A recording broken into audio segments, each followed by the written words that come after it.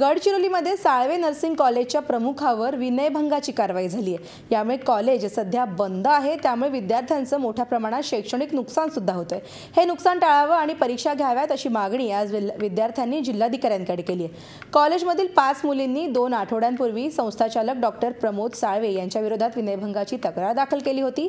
या तक्रारीमुळे साळवेला पोलिसांनी अटकेनंतर जामीन सुद्धा दिला, तर उरलेल्या 4 तक्रारींवर दाखल गुन्ह्यामध्ये जामीन द्यायला कोर्टानं नकार दिला आणि त्यानंतर प्रमोद साळवे हे फरार आहेत। सध्या कॉलेजला आपल्याला कुलूप बघायला मिळतंय। याबद्दल विद्यार्थ्यांनी आज जिल्हाधिकाऱ्यांना भेटून शैक्षणिक नुकसान टाळलं जावं अशी मागणी केली आहे।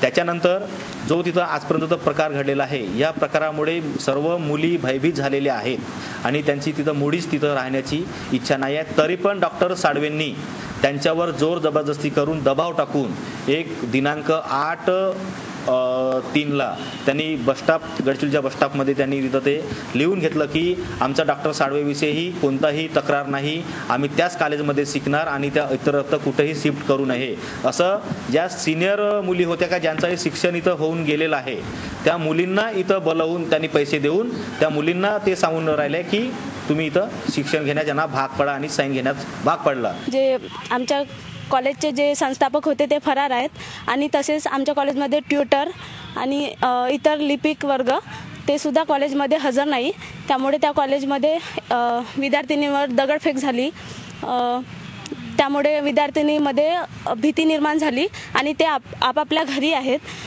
त्या कॉलेजमध्ये अहेरी सिरोंच्या दूरवरून विद्यार्थी शिकायसाठी येतात आणि खूप गरीब घराण्यातले आहेत, तरी त्यामुळे विद्यार्थ्यांचे खूप शैक्षणिक नुकसान होत आहे आणि आम्ही त्यासाठी जिल्हाधिकाऱ्यांकडे गेलो होतो। त्यांनी आम्हाला असे आश्वासन दिले की तुमचं काम होईल, पण त्यासाठी काही वेळ लागेल। सातगाव येथील साळवे नर्सिंग होममध्ये राहणाऱ्या हॉस्टेलमधल्या मुलींनी तिथले संस्थापक डॉक्टर साळवे यांच्या विरोधामध्ये विनयभंग आणि ॲट्रॉसिटी त्याचबरोबर आर्थिक फसवणूक ची तक्रार दिलेली आहे। त्याच्यावरून 5 FIR वेगवेगळ्या मुलींनी आतापर्यंत दाखल केलेल्या आहेत। एका गुन्ह्यामध्ये डॉक्टर साळवेंना अटक करण्यात आली होती आणि त्याच्यामध्ये त्यांना जामीन मिळाला होता।